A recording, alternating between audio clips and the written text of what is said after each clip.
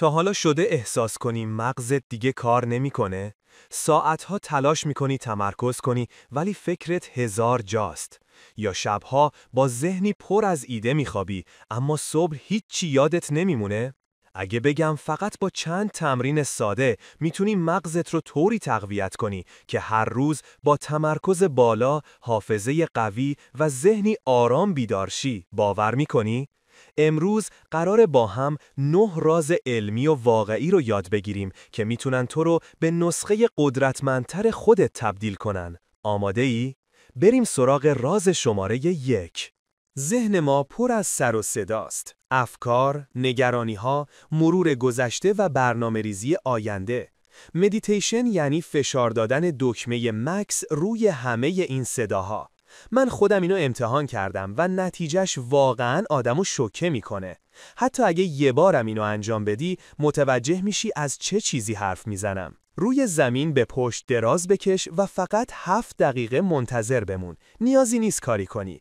2-3 دقیقه اول همش تلاش میکنی که بلند شی یا گوشی رو برداری، ولی فقط باید صبر کنی. بعد از گذشت 7 دقیقه ذهنت جوری آرام میشه که باور نمیکنی. فقط 10 دقیقه در روز چشمهات رو ببند، به نفسهات گوش بده و بذار ذهنت برای لحظه‌ای از شلوغی جدا بشه. این تمرین باعث افزایش تمرکز، کاهش استرس و تقویت حافظه کاری میشه، یعنی همون بخشی از مغز که در تصمیم گیری و حل مسئله فعاله. دانشمندا ثابت کردن کسایی که مدیتیشن میکنن ضخامت قشر پیشانی مغزشون که مربوط به تمرکز و کنترل احساسات بیشتره. یعنی با تمرین سکوت در واقع داری مغزت رو قوی‌تر میکنی.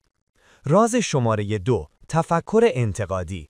بیشتر آدم‌ها فقط اطلاعات رو مصرف میکنن، اما مغزهای قدرتمند اطلاعات رو تحلیل میکنن. تفکر انتقادی یعنی به جای پذیرفتن هر چیزی از خودت بپرسی چرا اینطوریه؟ آیا مدرک داره؟ اگه برعکسش درست باشه چی؟ این نوع تفکر باعث میشه مغزت از حالت منفعل به فعال تغییر کنه. هر بار که سوال میپرسی، مغز مجبور مسیرهای عصبی جدیدی برای پیدا کردن پاسخ بسازه. به مرور زمان تبدیل میشی به کسی که فقط نمیدونه چه چیزی درسته، بلکه میفهمه چرا درسته. راز شماره 3، یادگیری چیزهای جدید. مغز ما عاشق یادگیریه، اما از تکرار بیزاره.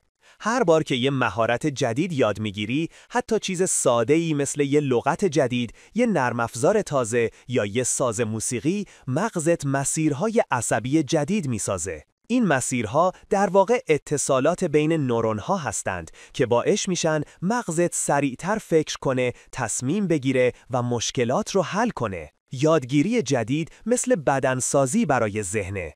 اگه همیشه در منطقه امن خودت بمونی، مغزت ضعیف میشه. اما وقتی کاری میکنی که برات چالش برانگیزه، مثل یاد گرفتن زبان دوم یا طراحی سایت، مغزت شروع میکنه به رشد واقعی. پس از امروز تصمیم بگیر هر ماه یه چیز جدید یاد بگیری، کوچیک یا بزرگ، فقط متفاوت از قبل. راز شماره 4، مطالعه منظم. کتاب خوندن فقط تفریح نیست، تمرین جدی برای ذهنه. هر بار که یه صفحه کتاب میخونی، مغزت داره تحلیل، تصویرسازی و تخیل انجام میده. مغز بین خطوط جزئیات رو میسازه، شخصیت‌ها رو میفهمه و موقعیت‌ها رو بازسازی میکنه. همین فرایند باعث رشد هوش هیجانی و تقویت ارتباطات عصبی میشه. بخون حتی روزی 20 دقیقه و بهتر از همه اینه که ترکیبی از کتاب‌های داستانی، علمی و توسعه فردی بخونی تا هم تخیل و هم منطق ذهنت رشد کنه. راز شماره 5، ورزش منظم. ورزش برای مغز مثل برق برای دستگاهه. وقتی بدنت حرکت میکنه، جریان خون و اکسیژن بیشتری به مغز میرسه و سلولهای عصبی انرژی بیشتری پیدا میکنن. ورزش باعث ترشح BDNF میشه، یه پروتئین شگفت‌انگیز که از سلولهای مغزی محافظت میکنه و باعث رشد ارتباطات جدید بین نورون‌ها میشه.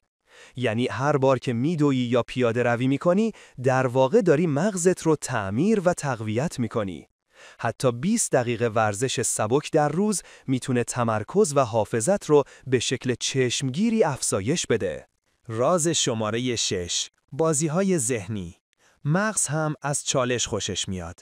بازی‌هایی مثل سودوکو، جدول، شطرنج یا حتی بازی‌های حافظه محور باعث تحریک بخش‌هایی از مغز میشن که مربوط به حل مسئله و منطق هستن.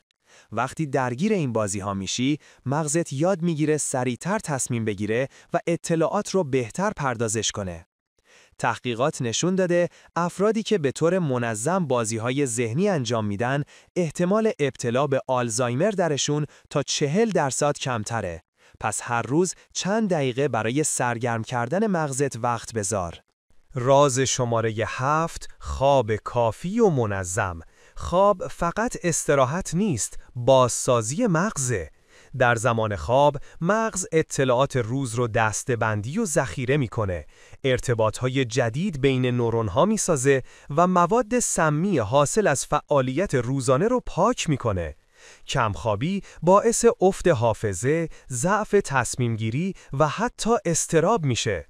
اگر واقعاً میخوای از حد اکثر مغزت استفاده کنی، حداقل 7 تا 8 ساعت خواب با کیفیت در شب داشته باش.